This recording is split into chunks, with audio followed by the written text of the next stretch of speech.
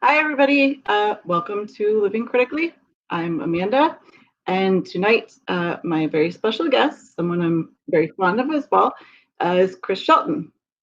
Chris, I'm sure most everybody here knows who you are and what you do and stuff, but just tell us again anyway. Anyway, yeah, no problem. I'm an author. I'm a YouTuber, podcaster. Just on YouTube, and I talk about destructive cults, thought reform, propaganda, manipulation, stuff like that, and I have a blast doing it. Cool. Yeah. How many books do you have? Just the one, the Scientology A to Z New, an insider's guide to what Scientology is really all about. Is the only book that I've written, and I got about 4 more in my head, and someday I'll get some time to write them out. So that's kind of what's happening with that. I know you voiced the audible version of the book as well, so that's pretty cool. Yeah, it was fun. That was a lot more fun than I thought it would be. Yeah, but what really surprised me was there was even one positive review of it for my voice. People saying, "Oh yeah, no, you sound great." And I was like, "Okay, you say so." So that was kind of. I think Jeff and I told you this last time. You have a very soothing voice when you talk about what you are really interested in or what you're very knowledgeable about. So, thank you. But so you are an ex-Scientologist. Correct. I was not born in, but pretty much born in. Like my folks got involved with it when I was about 2 or 3. And so I was, all my living memories have Scientology. Is L. Ron Hubbard is part of that. And then when I was 15 years old is when I started officially doing services at the Church of Scientology, because it's not a faith-based thing that you just sit around at home and believe in and pray.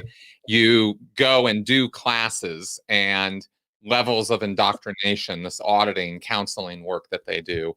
And it's only very loosely, quote unquote, counseling. So anyway, so I started doing official services when I was 15, and I started working for the church when I was 17. I mean, even in terms of it being a religion, it seems like it's only loosely really a religion. It's more like a business than a cult, kind of. Yeah. Well, it's definitely a cult, but it's running on a business model. No question about it. They have products, services, by the hour counseling is charged for. They've got thousands of lectures and that L. Ron Hubbard gave over all these years, like thousands of them. And these are like hour and a half lectures. Like the guy, the guy can talk. This sound of his own voice, he really did. Oh, I mean, there were brief periods where he was doing 4, even up to 5 lectures a day. I mean, he's just cranking them out, And as a member of the church, you are required to buy all of his books and stuff, and all of these lectures, even his fiction books. Aren't you supposed to buy those and read those as well? Well, yeah, it's not like it's a requirement on that, but I did read a lot of Hubbard's fiction. Only really actually a sliver compared to how much the guy wrote. He was prolific. He was legit a prolific fiction author, and his stuff wasn't very good though. It was all pulp stuff, and it had that kind of quality. It was almost the epitome of pulp fiction, really. Well, yeah, his stuff was, because he wrote Western, sci-fi, detective, air travel, war. He wrote romance. I mean, the guy wrote across all the genres. He was just making money. And he was known back in the day, way before Scientology was around, as this speed demon writer guy. He could, but he was the thing with him was he was first draft only. He never went back and revised. He never went back and edited. He rejected editors giving him crap. And they just loved him because he could crank out the work. He could, he could go into his writing room at midnight and, by noon the next day, he's got a story or even 2 or 3. And that was just how he worked, And Anyway, yeah, so that's L. Ron Hubbard. But you'd think, people keep asking, well, wouldn't you think from all of that that, that Scientology obviously would just be a bunch of sci-fi hokum nonsense? And you go, no, there were lots of very credible scientists who came out of the age of Pulp Fiction too. Arthur C. Clarke, Isaac Asimov, Ray Brad. I mean, these were people with science backgrounds. Robert Heinlein, so yeah. So no, it's not so obvious that just because Hubbard went on to do, a philosophical work that it was so off the rails that, he was a sci-fi author. That's not really an accurate picture of that situation. One of the things that really interests me about Scientology is that when you join, they don't tell you everything about their religion or their beliefs right away. You have to go through the steps and the levels to learn more about it.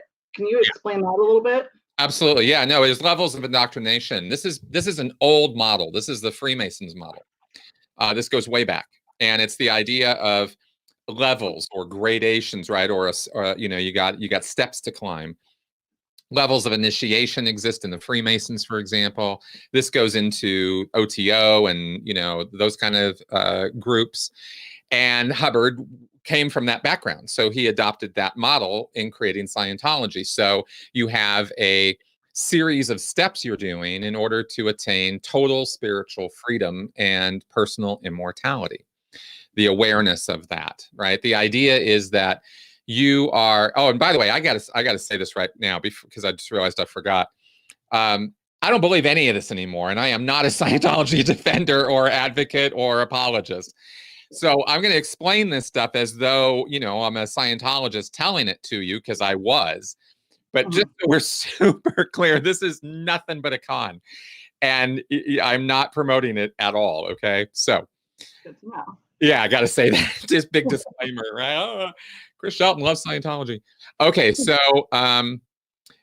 the basic idea with Scientology and the thing that has such broad appeal about it for people who get into it and start learning about its levels and what it offers, the idea is that you personally are an immortal spiritual being, and you have lived countless numbers of lives in the past, and you're going to live forever into the future, right? Past to the future. And you're occupying this body right now here on Earth, one of thousands, hundreds of thousands, millions that you might have had here and elsewhere. And you don't remember any of it on purpose. You forget. Every life you forget. You're implanted to, you're commanded to. It's like you're hypnotized to as a spiritual entity. So you're in this cycle where you grow a body and it dies and you have a life, and then you forget all about it, and then you go to the hospital as a spiritual entity. You travel to the hospital and you pick up a baby body and you have another life, and you're now, it's sort of like playing with dolls, except you become the doll, right? That's literally the analogy that's even made in Scientology.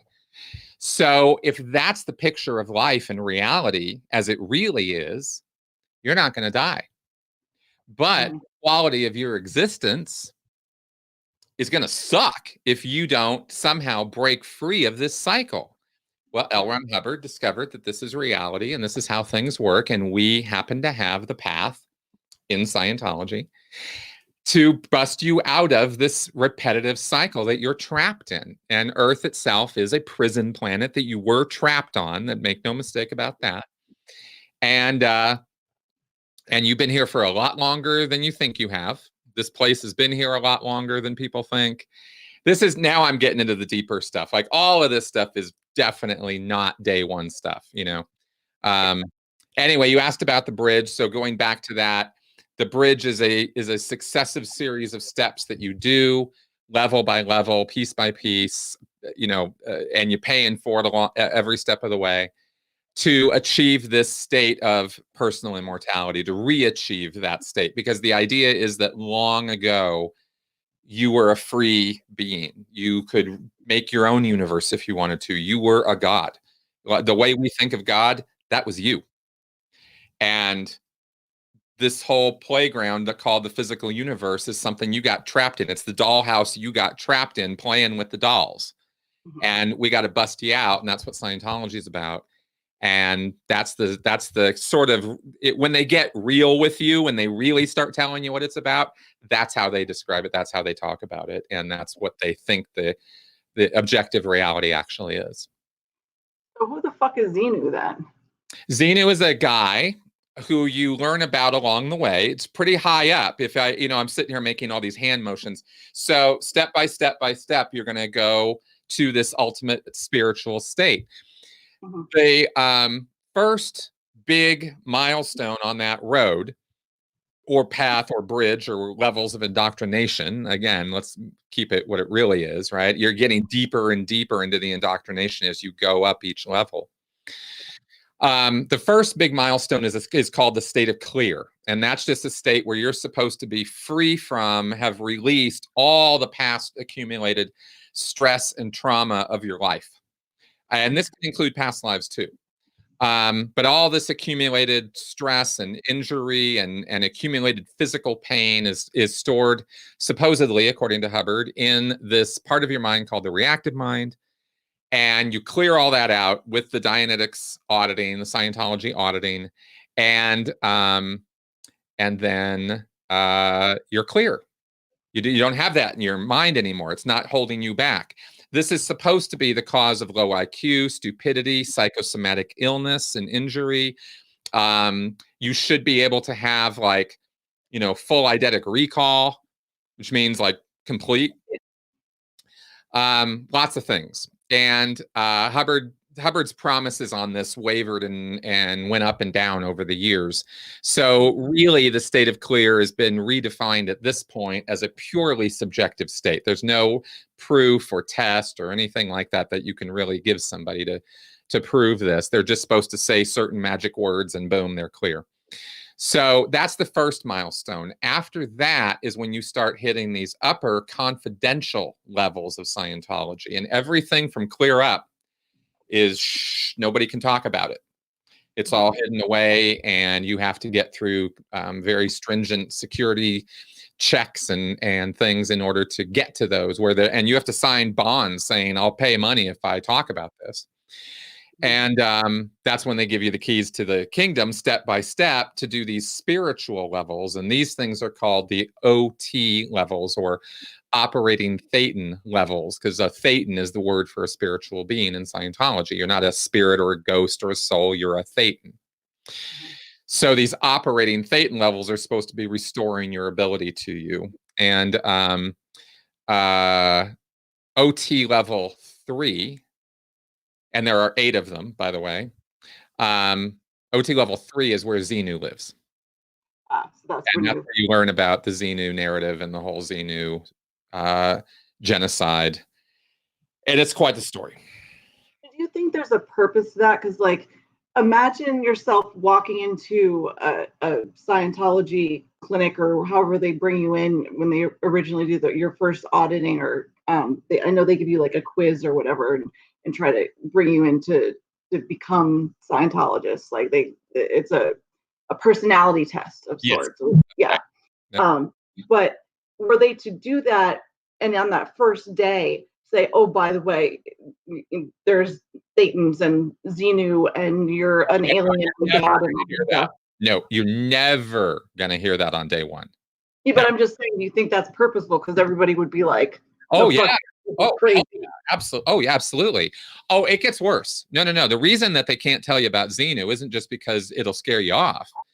The reason they can't tell you about Xenu is because if you know about that and start thinking about it too much and start woo on it, you're going to die. You're going to die? Okay. You're pre-programmed to not be able to remember this whole Xenu story. You're not supposed to be able to unlock it. You could never imagine it. You could never creatively figure it out. It's locked away, and it's booby trapped. So if you start springing the lock, your body gets pneumonia and dies. Right? In 2 or 3 days, you're supposed to be dead. Now, this was something that Hubbard actually said. It actually wrote it in the materials of OT3. And that's how I know it. I didn't do this when I was in the church, by the way. I learned about this stuff after I got out. I was in for a long time, and I got up to this level of clear, but I never got to these OT levels. And thank God, because talk about crazy making. So I only read about it after the fact. In fact, learning about this was pretty much the final nail in the coffin for me of my belief in Scientology after I got away from it for a little bit. So, yeah, so you don't hear about the Xenu story for a long time because they think it's going to kill you.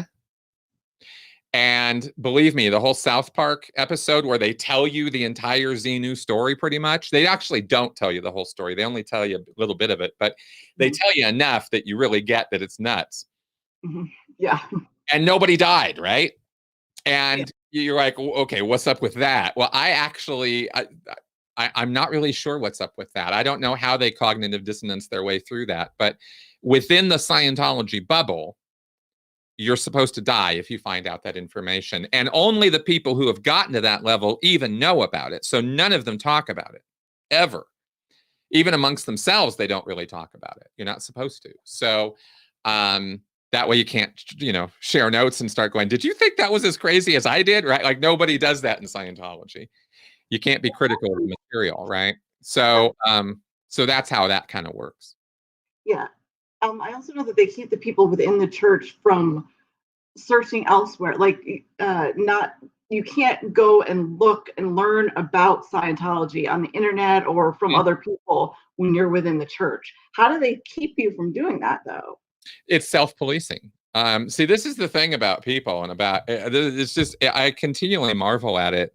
Even with as much as I've learned, I still have so much more to learn about it. But it's just mind-boggling to me how accepting people can be of things. And within the world of Scientology, you're not going to get onto those OT levels if you've already exposed yourself to them because you can't be trusted. Yeah. And they'll find that out through auditing, right? What's that?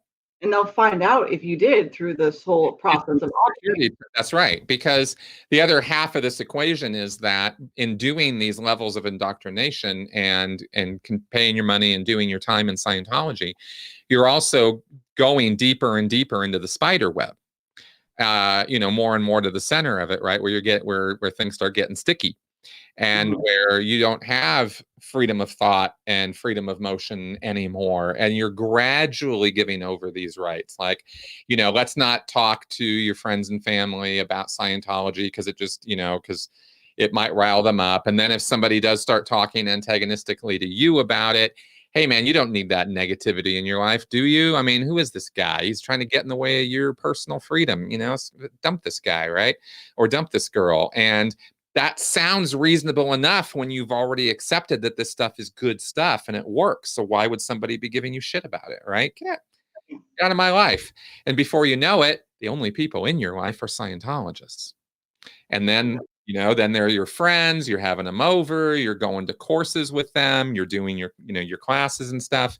And now you're in the community. Now it's a social thing, not just a self-help group that you're doing some classes at or doing a little bit of counseling at. It's gradual. And it's not for years that you're going to, even if you go flat out full time, like really just gung ho, I'm dedicating my life and I have an endless amount of money to throw at you. The fastest you could get to that OT3 point would be a year before anybody breathed a word of it to you. You'd have to be involved then. But I don't think anybody would give them, I don't think you'd get Xenu even if you were only in for a year. I think they'd be like, no, you need to be around for a while longer. Yeah. Give us more money too. Yeah, that too. The low down, dirty nature of it all is, I don't want to praise them, but it's kind of brilliant, It's really having that path and how to manipulate people into finding them, because like I said at the beginning, they don't come out and say, hey, come join us and be a Scientologist. They do this thing with the personality test and say, take these classes, and then they kind of gradually introduce you to the fact that, oh, we're Scientologists and this is what we're about. Yeah. But it really is at the beginning you're in a Church of Scientology, but yeah, the whole, I'm a Scientologist, definitely not being put on your head on day one. They're very chill. Yeah. They used to be a lot harder. They used to be a lot more hard sell at the beginning. Back in the 70s and 80s, they were like, you come in and it's like, let's go, man. And they were very insistent, and they've really backed off because of all the negative PR about them. Well, there's so much more information available now. I mean, we have the internet and stuff. So, they have that issue where they have to kind of balance between what people already might know when they're walking in and what they can find out. Yep. So I kind of get that. Yeah. In terms of these audit sessions, it seems like there's more to it than just getting stuff off your chest. I know that they have a tendency to tape things, but what do they do that for? They tell you that they're taping the sessions for training purposes, actually, for the auditors, because the auditors are under constant scrutiny and supervision, and that's the best way to tell whether they're doing their job or not, because they're on the tape too. That's one, and that is an actual reason. But the other thing they might have is that it helps the case supervisor, the person who's actually over in another room overseeing the auditing that's going on in the organization. It helps them to get a better picture of what happened in the session, because they can actually see and hear you, not just get the notes that the auditor is keeping and putting into a folder that's got your name on it that goes back and forth between him and this case supervisor. So it's a whole procedure, and the tapes or the recordings are not kept forever.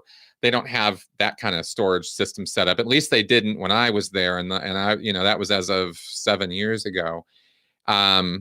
So they'd often just record over them, but not always.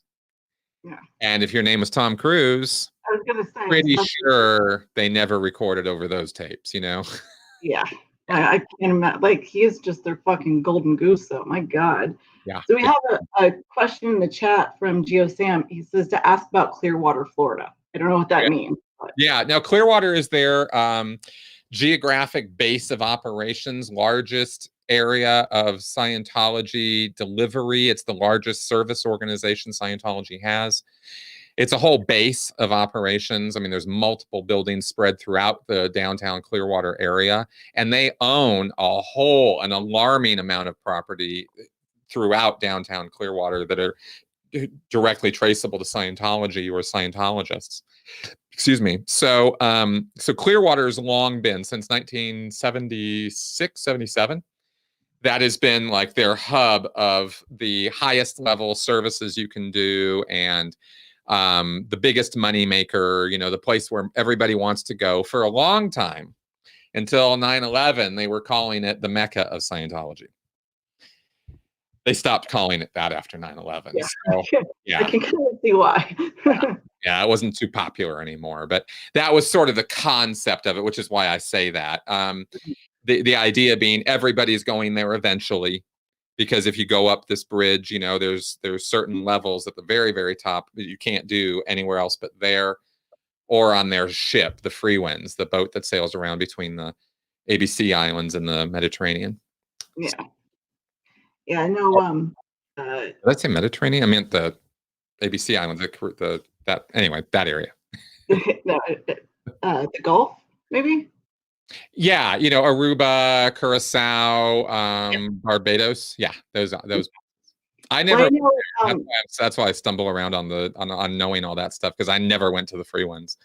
That's fine. Yeah. I know Howard was a Navy man and claimed to be much bigger than he was, and he made a lot of fucking ridiculous claims about his past. But he put a lot of that into Scientology, including the Sea Org, which I know you were a member of. Can you quickly explain what that is a little bit, if you want?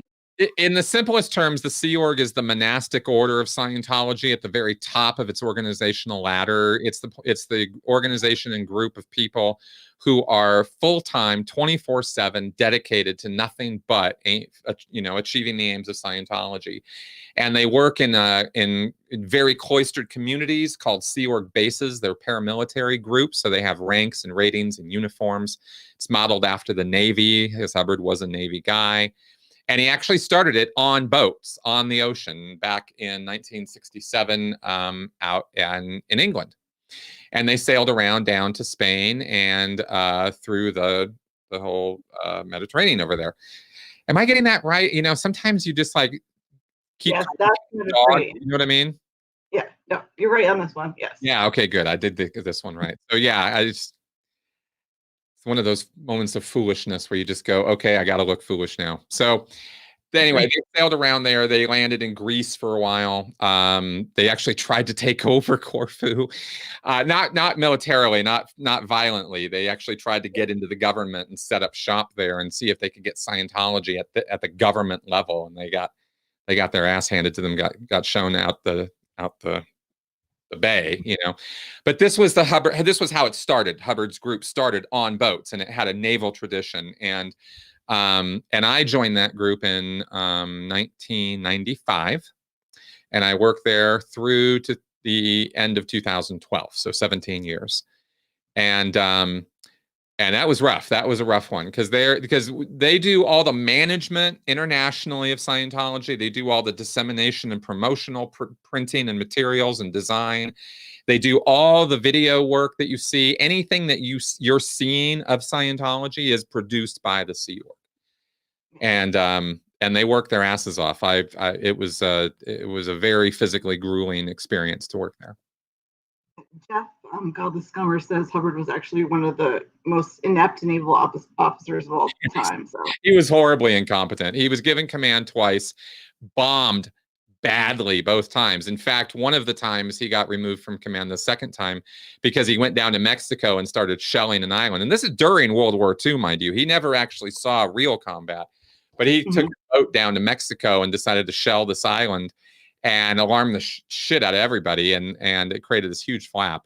And they were like, okay, you're out of here. And that was after a whole different fiasco he pulled off the coast of Oregon, where he thought he was shooting at Japanese subs, but was actually shooting at iron ore or something, And they've actually, literally, the Church of Scientology has actually sponsored an expedition to go look all around that area where Hubbard operated his boat, to look under the water. They got subs. They went down there to try to find this Japanese sub he supposedly had sunk, and they didn't find shit. There wasn't nothing there. Of course they didn't.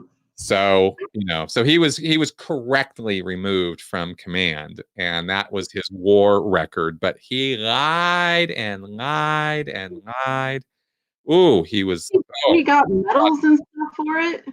Oh yeah. He got the church created their own records of his naval awards.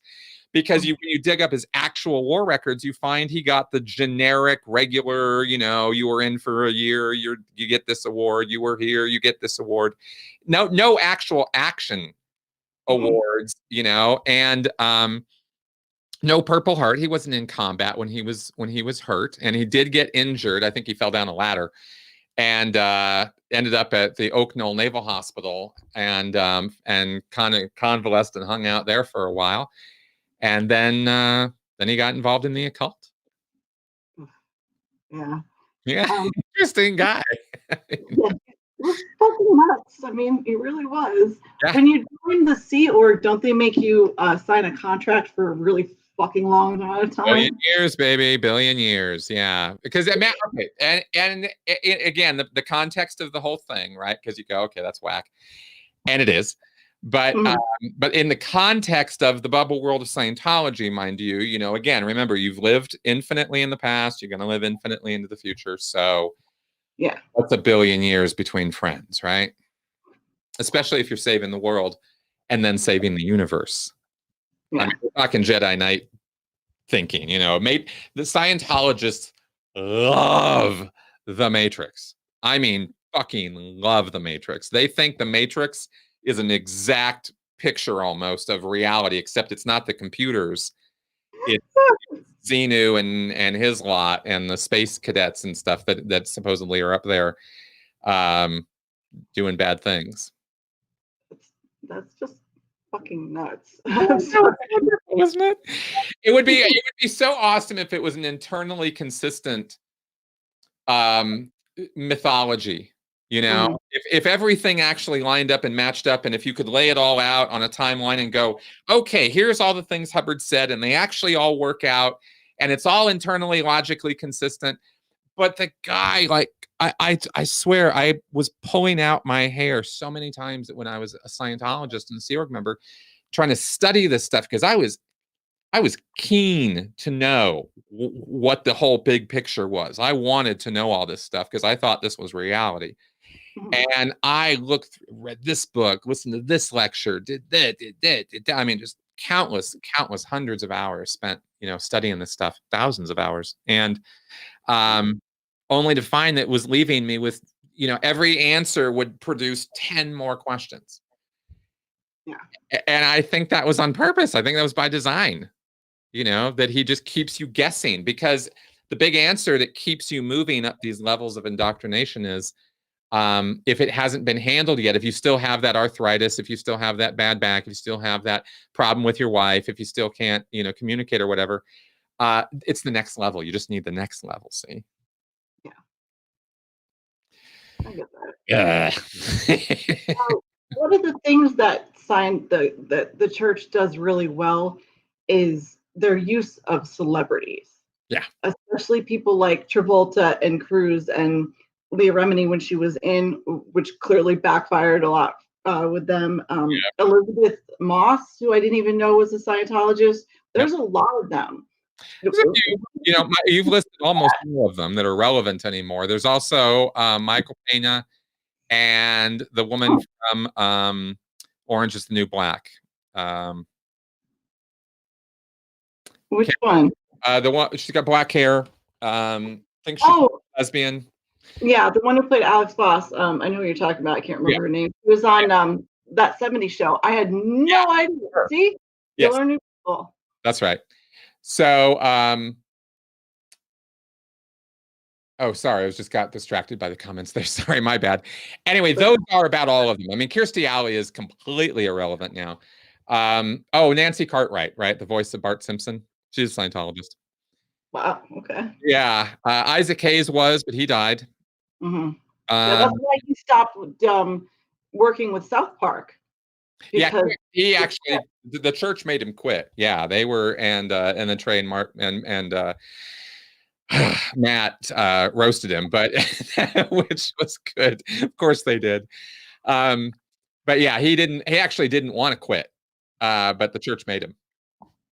So, and then so he passed, and that's about it. I mean, it's not lots and lots of them, but the real trouble spot there, of course, is Tom Cruise, who personally is a total narcissist. I mean, his personal life is scary, the way he runs his family, and I'm not talking about his extended family. He had forced one of his nieces to be disconnected from the family for 2 years while she made amends to him and the family, because she because she kissed a boy in his house, and he wasn't okay with that. Yeah, kind of infamous story. Yeah, that's one example. There are many, many, many others of him taking just gross advantage of Sea Org members who are full-time, getting paid, by the way, $50 a week. That's how much I was getting paid as a Sea Org member. So it's not like you're building up a little nest egg, that's not happening. You're lucky to have socks, I mean, it's sometimes it's bad.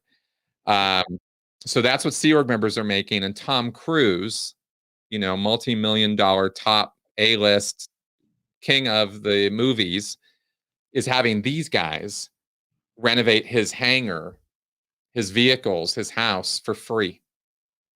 Wow. That's who Tom Cruise is. That's gross. This is all in Going Clear. This is this documented stuff. I'm not making any of this stuff up. This isn't just me ranting. The guy's a total scumbag. The documentary. One of the things I think one of the reasons it seems like there's just more celebrity members is because you don't find other celebrities of different religions being so vocal about those religions and being. It seems like the Scientologist celebrities are very willing to come out and be like, oh, Scientology is the best, and do things like Tom Cruise does with the medal ceremonies and stuff, and he can be very or go on the Today Show and pretty much tell Matt Lauer to fuck off because psychology is bad or whatever. That's You right. don't do that with other celebrities and their religions. It's more personal thing. Absolutely. And Cruise went on a tear premeditatively. I mean, he and Miscavige worked that out. And after, he got fully re-pulled, he got out. He was out of Scientology, and then they kind of pulled him back in. And that was the point when he divorced Nicole and got the kids and sort of poisoned them against Nicole. And because Nicole's crime was that her father is a practicing psychologist, and Scientology hates psychology and psychiatry. So she had to go. So they got Cruise and they got the kids in the divorce. Scientology did. And Cruise then decided, okay, now being Cruise, the big, huge thinker and action guy that he is, that he imagines himself to be, he and Miscavige decided, okay, we're going to bring Scientology to the world. We're going to do this thing. That whole event, the turtleneck video that Cruise is sitting there talking crazy stuff and gets this award, that was all internal Scientology video. That was never meant to be leaked outside. And when he did, it was a tremendous flap. And Cruise jumping up and down on Oprah's couch and then going on Matt Lauer's show really demonstrated how crazy Scientology makes you. Mm-hmm. While trying to pimp Scientology. And it took Paramount basically firing him and losing money to rein him in, and producers going, man, I ain't working with you if this is what you're doing, because you're making a fool out of yourself, and you're going to lose money on these movies that you're working on, and we don't want any part of that. So knock it the fuck off, right? I mean, he got told very clearly. And even if you're A-list and you got your own production company, if you don't have a string of A-list movies from that production company, you're only as good as your last show. And Cruise was turning in some duds during that time. So he was not, in a great place to just, go, Scientology or nothing, right? And he turned tail. So that's why you don't really hear now the same level of enthusiasm about Scientology as you did then. Scientology learned its lesson. I think Cruise learned his lesson the hard way and went, okay, we ain't doing that again. And now they just tease you and give you mysteries about it and try to suck you in that way. Oh, Kirstie Alley claims that, didn't she claim that Scientology cured her of her coke addiction? Twice. Oh, what does that tell you about curing her of a coke addiction?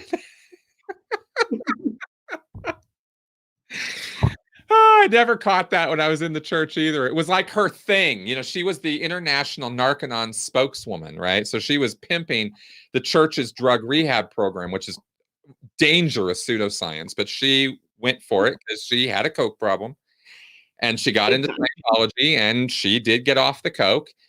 Then she got on the coke again, and then she did it again, and she got off the coke again. And it never even occurred to me when she told this story to, as a Scientologist, to ever go, wait a minute, what happened the first time? I didn't. Anyway, so yeah. Honestly, I just think she ran out of money because she stopped really working, and I'm sure she's so much to Scientology. So yeah, yeah.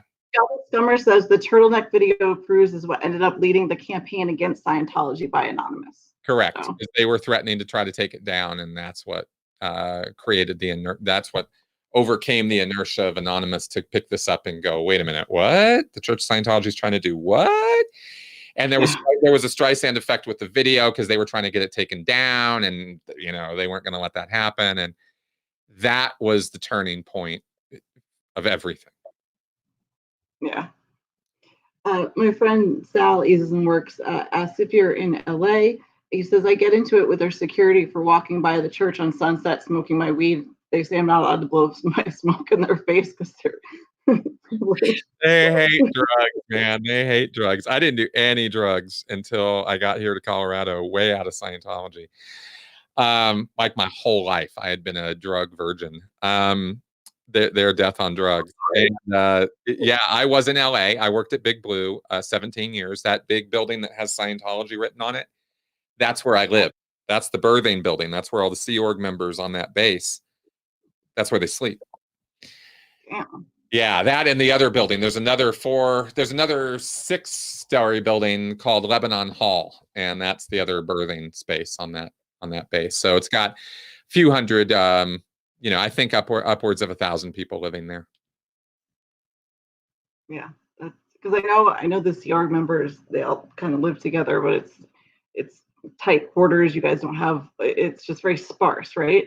Yeah, it's dorm style living. If you get married, you get a room. Not an apartment, you get a room. I lived in a room with my wife for 17 years when I was in the Sea Org. Not my current wife, she's still there. Yeah. I divorced her, and anyway, yeah. So 17 years in a room. But if you're not married, you're going to be in a dorm, right? Gender specific dorm. So that's how that works. That's just the bunks are like 3-4 high. I mean, it's you can if you can find pictures of it online, and it does look exactly like the pictures. I mean, it's bad. Yeah. I think part of it, I'm sure a lot of it's a money saving thing because I know the church, it's all about getting that money. But do you think it's also about kind of breaking you as well? I mean, if they're keeping you in these kind of conditions, it's easier, for you to do what they want because you become broken when you live in something like that for so long. Oh, very much so. Yeah, because you're in a position where you are sleep deprived almost all the time. Food deprived because the food there really does suck. I mean, it took me a couple of years after I got out before I could eat an egg again. Really runny eggs. I mean, bad, cold. Breakfast sucks there. So the food's not great, and you're definitely not getting enough of it. And it's not like you have breaks, where you can just wander around or you go home at night. It's not an 8-hour workday there. It's you get up at like 7:30 and you go to a muster and then you're working and you got a half hour for lunch and you got a half hour for dinner and there's no break times in there. And then you're working until 11, 12, 1, 2. It depends on what the latest emergency is. And this is 7 days a week. There is no, there's no weekends off. There's not, and you live on the base. So you could spend months, theoretically years, but definitely you could spend months there without even going off the base. And you don't get like vacations or anything like that either, do you? No, there's a little bit. There's you're supposed to get 2 weeks a year as a Sea Org member, 2 or 3 weeks. In 17 years, I think once when I got married, I had a weekend off.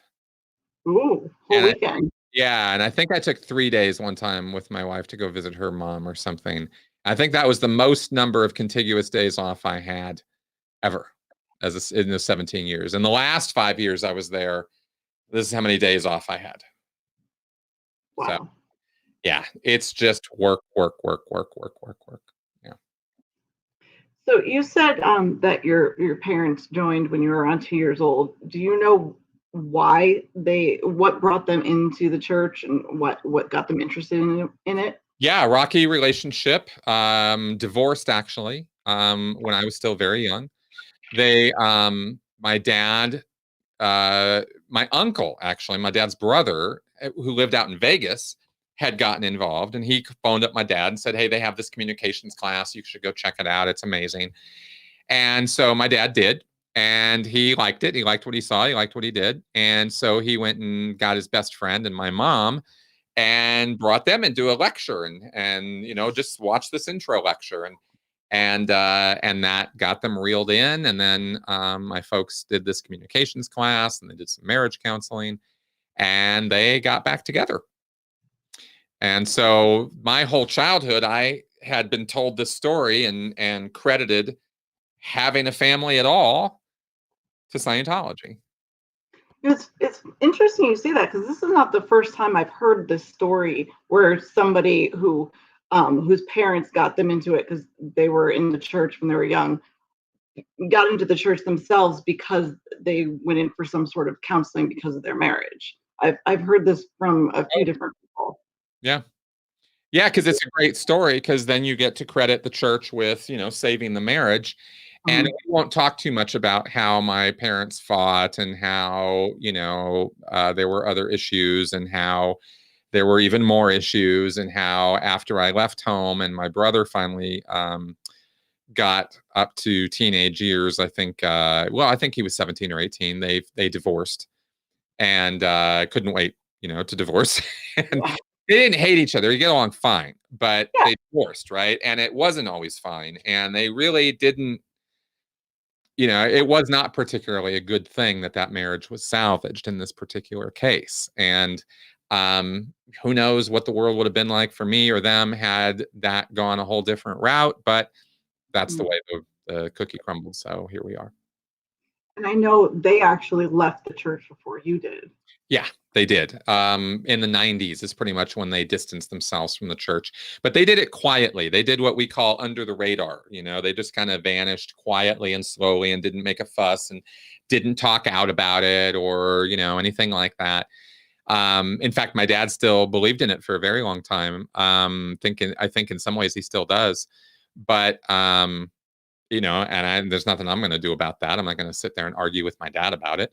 I love my dad and I'd rather have that relationship, So, but they've been nothing but supportive of me and everything I've done since I left. Well, and you're very lucky. That's wonderful. Yeah, I I, know. I realized how lucky I was. It took me a while to figure that out. Um, Very lucky. Yeah. Mhm. My father actually was, after he moved to America. My father was born in Holland. When they moved to America, his parents took up Mormonism. So Mm. I'm grateful that I didn't get dragged into that. But I know that when people leave the church, they're considered suppressive people. And Yeah, the way I left it, yes. but before you left, when you were still in and they were out, Yep. since they left quietly, was that not an issue then? You didn't have to worry about turning your back on them or whatever? Right.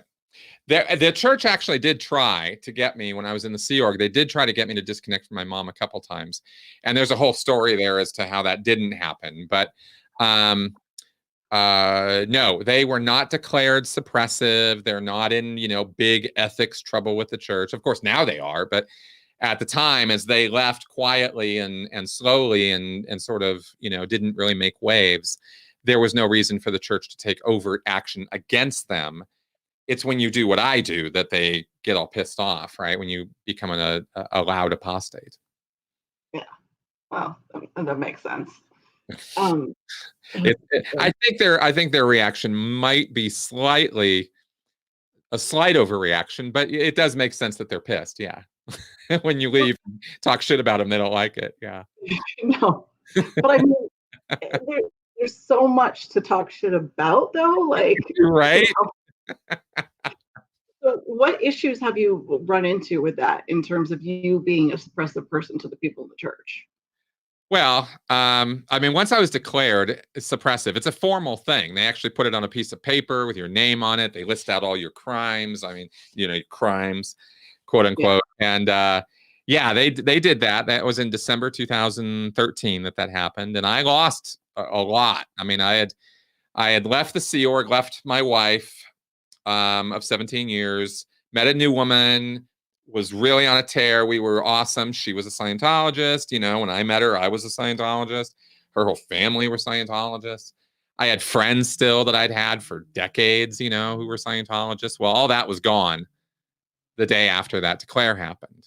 And like I said earlier, you find out, as you get sucked into a world like Scientology, that all your social contacts and friends, everybody are Scientologists. So when you lose it, you lose everything. And families have busted up over this. Businesses have been broken apart because of this. Um, so I fortunately didn't lose my family. Like I said, I was very lucky.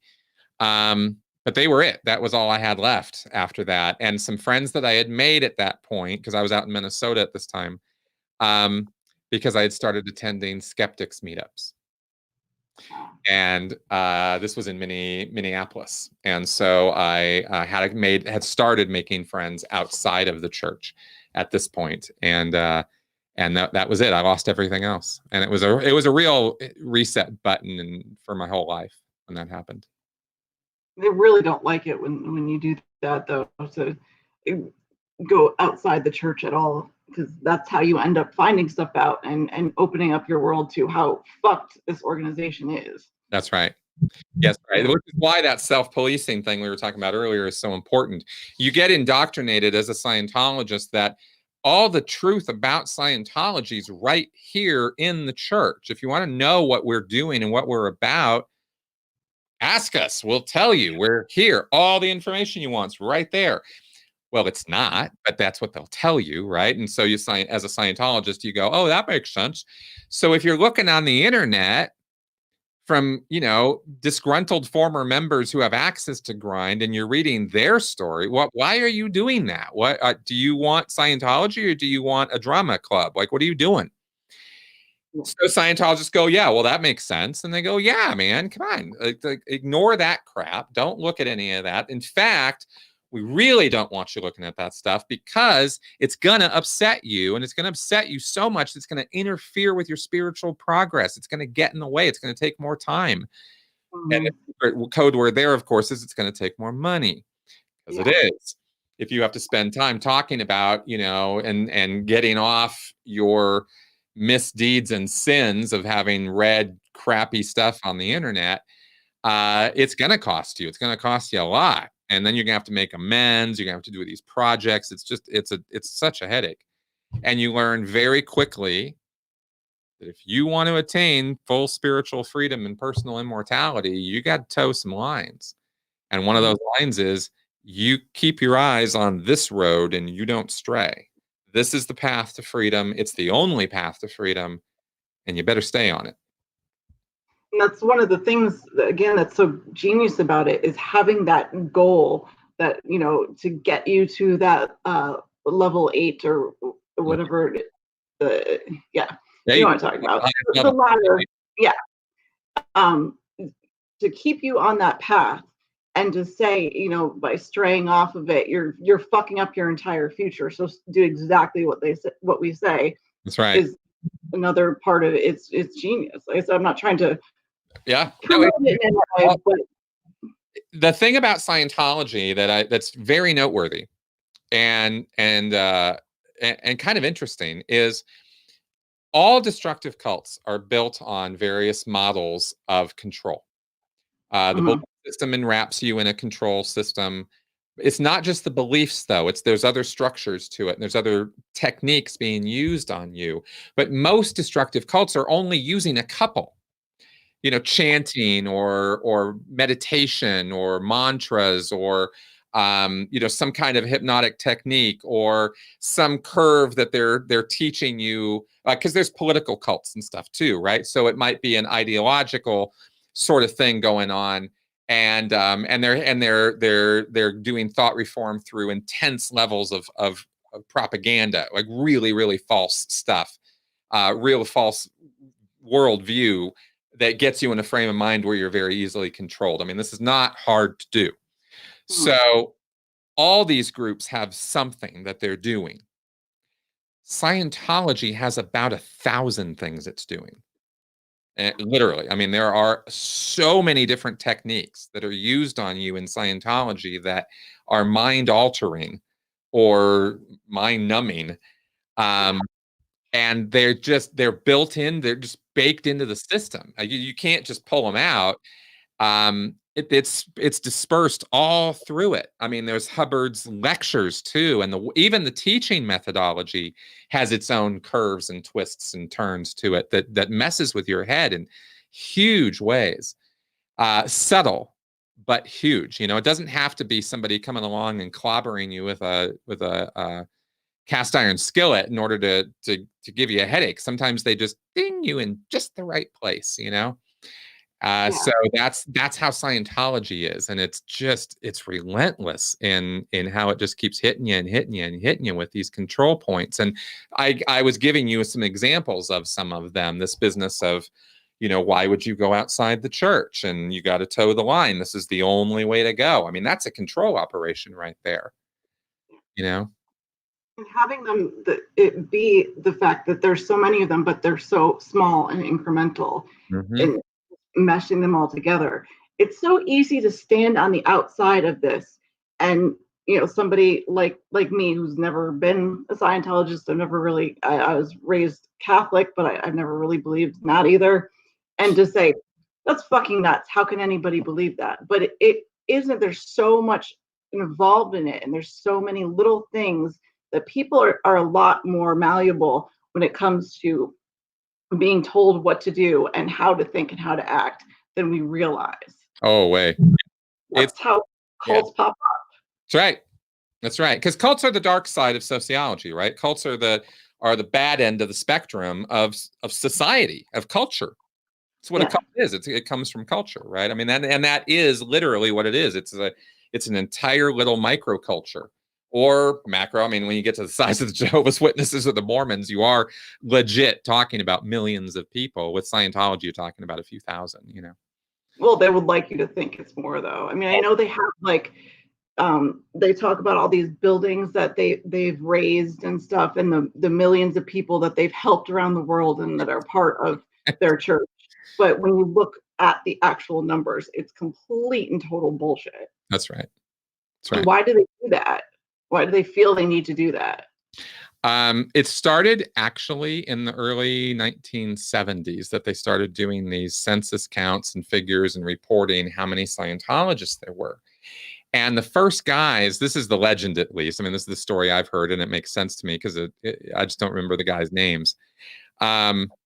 But they literally pulled the figures almost out of their ass. They looked back to see how many books had L. Ron Hubbard sold, how many Scientology books had been sold, Dianetics books, because that was what started it all, was Dianetics in 1950. And there's probably something on the order of about 25, 30 books that make up the Scientology library, and then thousands of issues and other things and pamphlets and other shit that Hubbard wrote.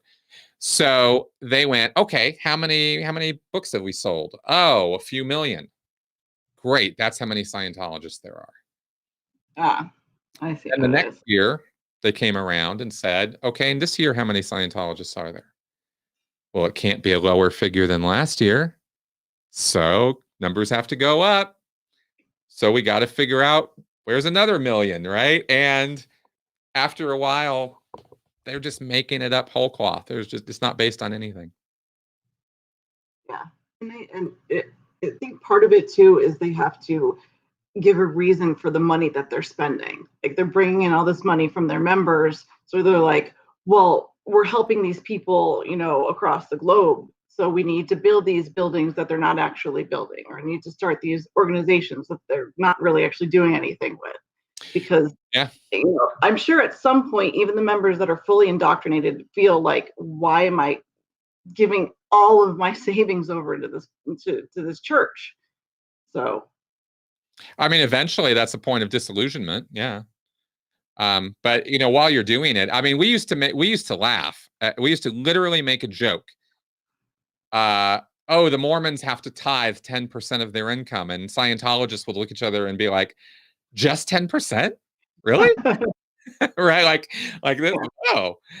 So it's just the running joke. Everybody in Scientology knows that, it's a bit voracious. You hate going to talk to the salespeople. Nobody really truly enjoys it. But over time, you start forming relationships with the salespeople, and they become your person. And then, and you spend hours with these people bullshitting and talking while they're selling you stuff. And I mean, the real good ones get very good at building rapport and stuff. And I did that work for a little while, and I just got a glimpse into that whole sales world within Scientology. And it's a big one. And there's a lot of techniques, again, being leveled at you when you're getting sold Scientology stuff.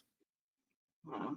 Yeah. So before they have you actually become a salesperson for them, do they go through and teach you different ways to get people to trust you and to hand over their money?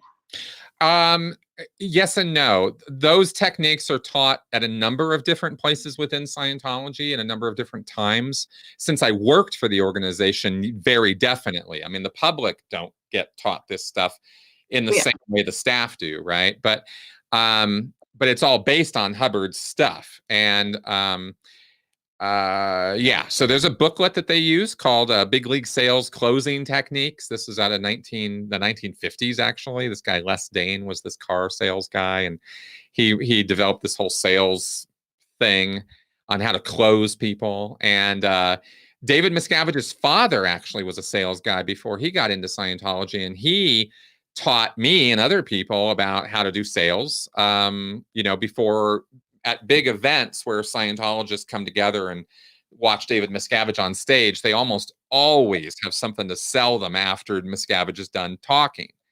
And they herd everybody over to a big convention hall type setup where they've got food everywhere and salespeople everywhere because all the staff are activated to do sales. And this is where I first learned sales, was as a general staff member. Everybody's doing sales that night. Nobody's doing anything else. They're serving food or they're doing sales, right? And so you learn the cash or credit, right? Like it's literally, sometimes it was so blunt. It was just cash or credit. You got the bag of the stuff and you just walk over and hand it to the person and they go, "Oh, thank you." You don't ask them. You hand it to them with authority, right? And they go, "Oh, what's this?" And you go, "Cash or credit?" I mean, it gets worse from there. So that's the kind of sales techniques we had in place. The closing techniques actually got much more subtle and much more careful, and there was hours and hours of practicing on those things of, closing the unattached female is a whole different technique than closing the careful professional buyer, which is a whole different technique from closing the family man, which is, this is 1950s terminology because it's 1950s thinking, but these closing techniques were supposed to be used for these various situations, sales situations you'd run into. And how you close the person would very much depend on who they were and why they were there sitting in front of you in the first place. So those were the kind of techniques that were used in Scientology. Didn't realize they got down to like the exact person, what their lifestyle was like. That's crazy. Yeah, it was a very specific technique, and one of many. Like I said, one of many. Hubbard was, I mean, it's a cash cow, and it's a money-making scam, right? So you have to have a lot of attention on making money, and there is a ton of attention on it. All the staff are activated to do it, and not just at these events, but through call-in actions and other things. They do telemarketing and stuff. So everybody's kind of gradually indoctrinated into all these different techniques that they use. And, the hard sell, the whole attitude and spirit in Scientology, let me see if I can remember this. Hard sell is caring about the individual. It's not just getting them through the stops and barriers, but caring enough about the individual to get them through the stops and barriers to get the sale. Right? Diamonds, gold, stocks, bonds are transitory, impermanent things. Spiritual salvation, I'm not quoting directly, but it's along this line of like spiritual salvation is priceless and endless, and eternal. So that's what you're selling. So don't hold back, right? Kind of, this was the spirit that Hubbard would write in to get his salespeople all fired up. Well, they're making you feel like if you fail at what you're selling, you're failing their spirit, and exactly. Pretty much. That's right. And there's many places in Scientology where Hubbard wrote like that. This is not just a game we're playing in Scientology. This isn't something cute or something to do with for lack of something better. The endless, what did he say? The future of every man, woman, and child for not just this life, but endless lives into the future depend on what you do here and now with and in Scientology, right? So, yeah, real hardcore stuff. My question, I mean, I know that Hubbard was fucking nuts, okay? Like, but do you think he actually believed in this stuff, or do you think he knew he was just selling something? Both. I think that because I think you can have both things in a person's head at the same time. Hubbard was to try to encapsulate a lot of information in a very short period of time. Hubbard was a very troubled, deranged individual. He knew he had problems, according to his private writings. Dianetics was straight up hypnotism. I mean, that is what it is. And he just relabeled it and recouched it with different, pseudoscientific terms. But that's what you're doing when you're doing Dianetics and Scientology auditing, is it is a form of trance induction. Hubbard had problems and issues, and he thought this would help him with those issues. And he was trying to cure himself as much as he was trying to work out techniques and things to control other people and cure them of stuff too. So it's kind of a back and forth ball. And you knew Hubbard was a pathological liar. I mean, there's so much evidence of it. We know he was a con man because there's tons of evidence of it. He was the guy you didn't lend money to, right? He was that guy. You weren't going to see it again if you did, right? So, I mean, hell, he was even a bigamist. I mean, he was married to 2 different women at the same time for like a year, and neither one of them had a clue. I mean, this guy was just a cad. Then Dianetics happens, or this all happens around this same time period, 1950, 51. And he then grows. He turns it into, after going bankrupt and getting recovered, he builds the Church of Scientology. And it's a fits and starts all through the 50s. Finally gets a real international operation going by the 1960s and settles in England. And at that point, somewhere in the 60s, if he hadn't already bought all in on it, I'm convinced that at that time he did go mentally all in and whack. And I think he might have had moments of lucidity after that. There were moments of flashes of things in interviews and other places that people talk about that you go, well, if that's true, then maybe it could have been a flash of something. But this guy, there's no way this and this and this and this happened if he was not a true believer. He had to have been a true believer for this and this and this to happen. So that's kind of the way I have judged it. We can't be in L. Ron Hubbard's head, but that's how I've looked at it. You talk about him being, having issues of his own, and that makes me think about his fight with the psychologist and psychiatry community. And I mean, correct me if I'm wrong, but this is how I've seen it, is that he wrote papers about his idea of how to make psychiatry work and what he thought was mind-blowing stuff, and it was going to be groundbreaking, and that every psychiatrist and psychologist across the country, across the world, should subscribe to it. Yep. And they all told him that he was wrong and it was stupid, and he wasn't educated in this anyway, and they kind of fucked him off pretty much. Yeah. And that seemed to be the breaking point where he was like, you know what, psychiatry is bullshit, and so we're not going to have anything to do with this. Well, am I wrong there? No, you're not wrong at all. Okay. The other piece of the picture, though, just to be fair, is that this is 1950. Yeah. Psychiatry sucked ass in 1950. They were doing lobotomies on people. They were doing transorbital leucotomies. They were, sticking people with lithium in, lethal amounts. I mean, it was not a good picture. This was the lab coats psychiatrists. That's how psychiatry was back then. And it's learned a lot in 70 years. It's still in its infancy. It still has a ton of problems. But at that time, it wasn't a great alternative. And Hubbard used that as a marketing ploy. I mean, that's how he, so Dianetics was marketed as the modern science of mental health. It was, I mean, he absolutely had it in for psychiatry, and he had to trash them because he was pimping his product. So, there was the failure of acknowledgement, and the vindictiveness that Hubbard felt because of that was very strong. He was an incredibly wrathful, vengeful person. And that's baked into the DNA of Scientology at this point. Yeah. But there was also that other factor of you got to trash it. That's the competition. Yeah. And he thought he was onto something. And the first year of Dianetics was amazing. And he was onto something, but he blew it because he was a nutcase, and he was a malignant narcissist and a megalomaniac. And he just couldn't help himself. He was spent money, faster than he could get it. And he was on drugs. He was drinking. I mean, the guy was not a good man. Yeah. For someone whose religion shuns drugs, he was on all the drugs pretty much. Right? And no one was more surprised to learn that than me after I got out. Really? Yeah, because the messaging in Scientology is crystal clear on this point. You do not do illegal drugs, period.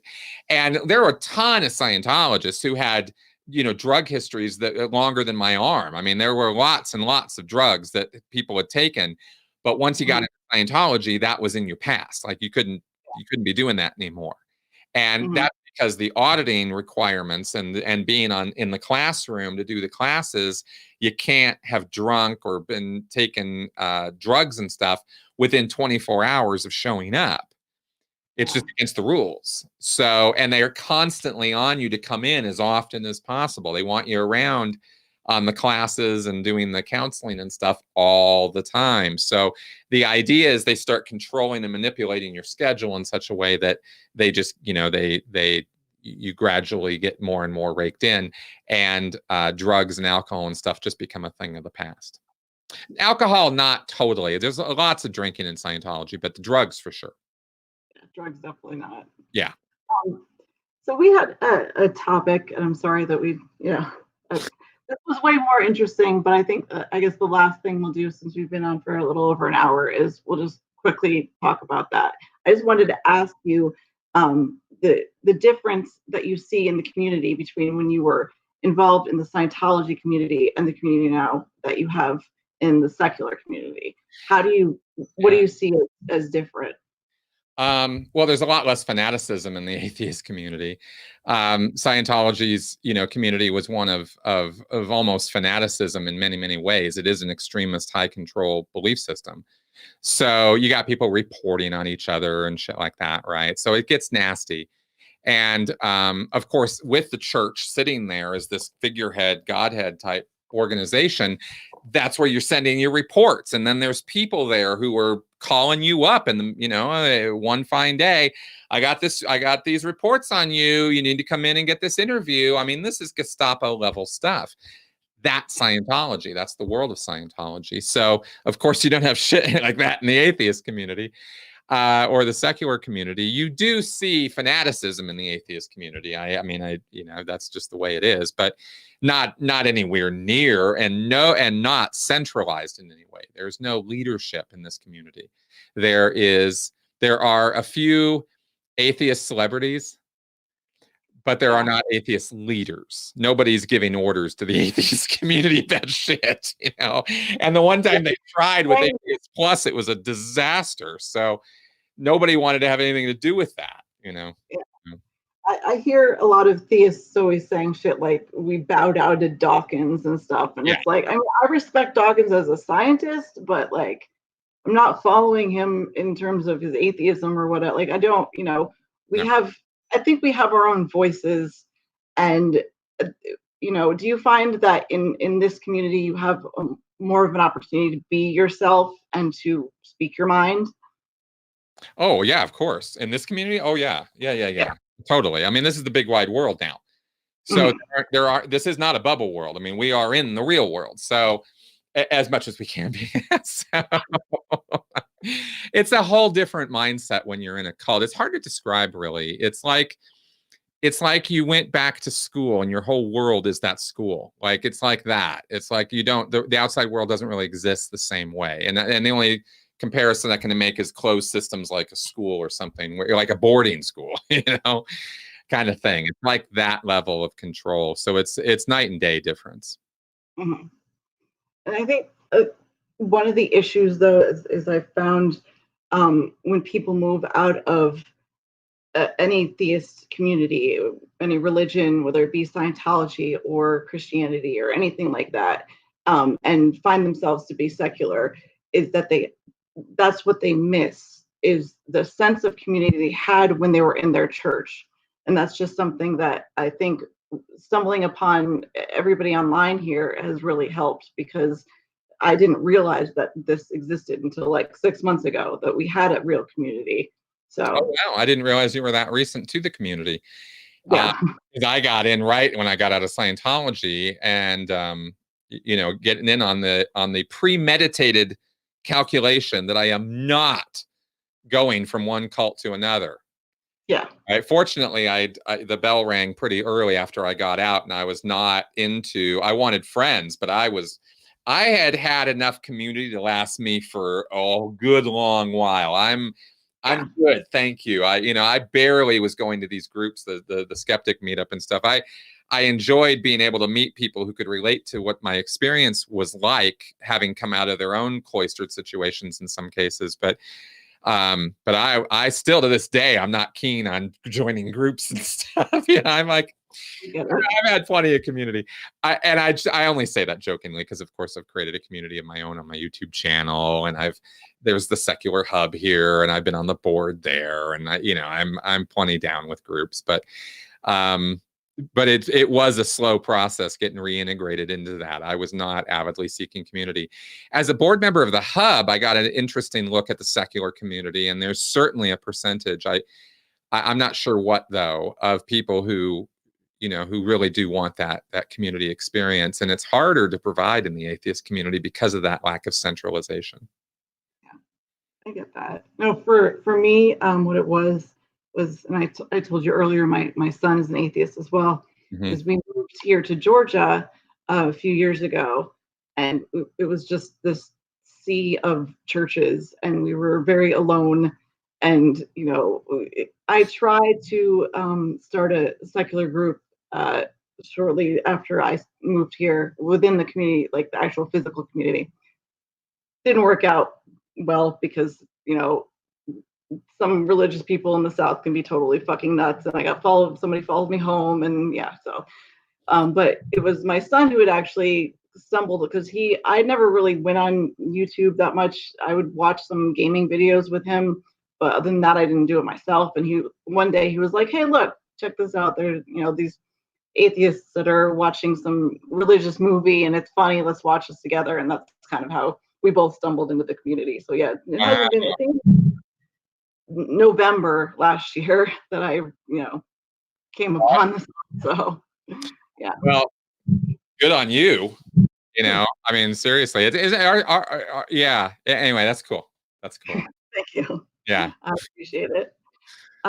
But yeah, so we've been going for about an hour and 20. And why don't you let us know what you have coming up on your channel, or what you're doing soon? Yeah, I'll tell you what I'm most excited about is the call-in show I'm doing every week now. So every Wednesday night at 7:00 Denver time, Mountain Standard Time, I'm doing Critical Conversations.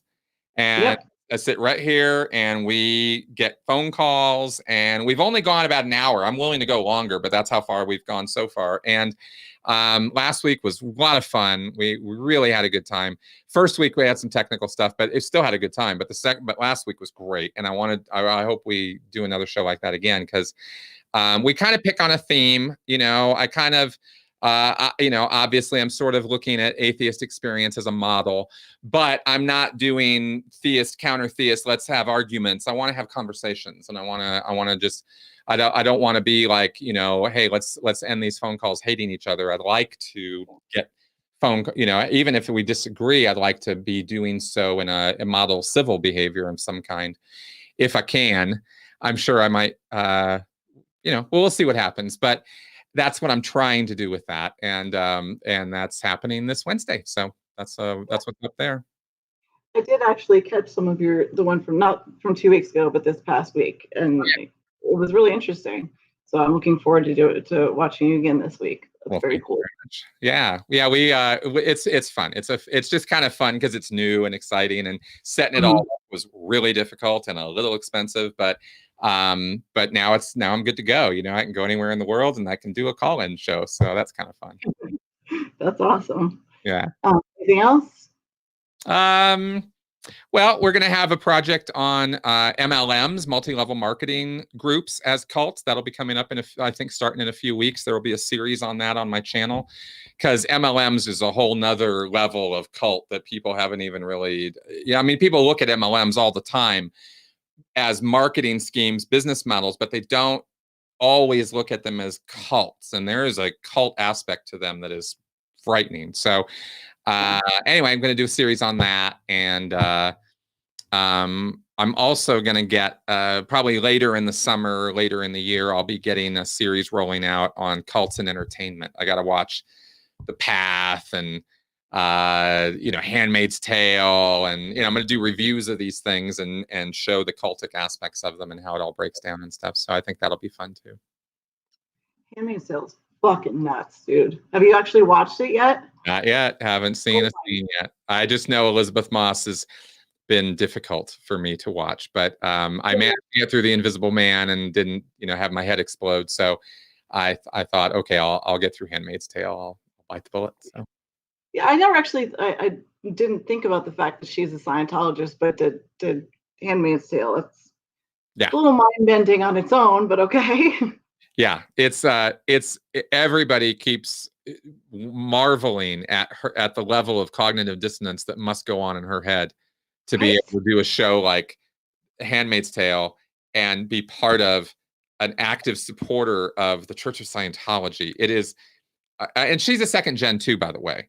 She was, but still, she's got access to anything she wants as far as information.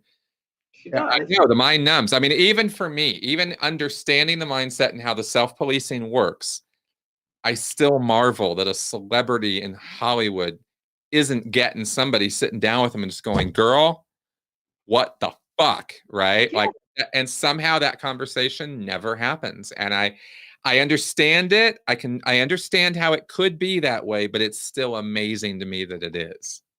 Yeah. Exactly. I mean, you get it with the smaller people in the community or in the church, but people like her that do have so many people in their lives, plus access to anything they want to know and understand, and yet they keep sticking with something like this. And you're right, the amount of cognitive dissonance that she must have, especially going on set and reading these lines and being part of this horrible fictional world that she's in, but also being a part of it in real life in a way. It's just exactly. I mean, of course, as a movie star, to be fair to her, she's not experiencing the degradation, the sleep deprivation, all that crap. I mean, she's being given the VIP treatment, especially as a rising star in Hollywood, which she is. So she's not seeing any of that stuff, and she never will if the church does its job.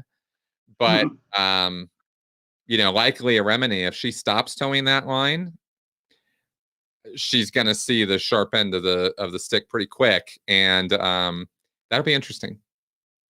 Interesting. So we'll see what happens. And you are also on MathPig's channel coming up. Yeah. Next week, next Sunday. Awesome.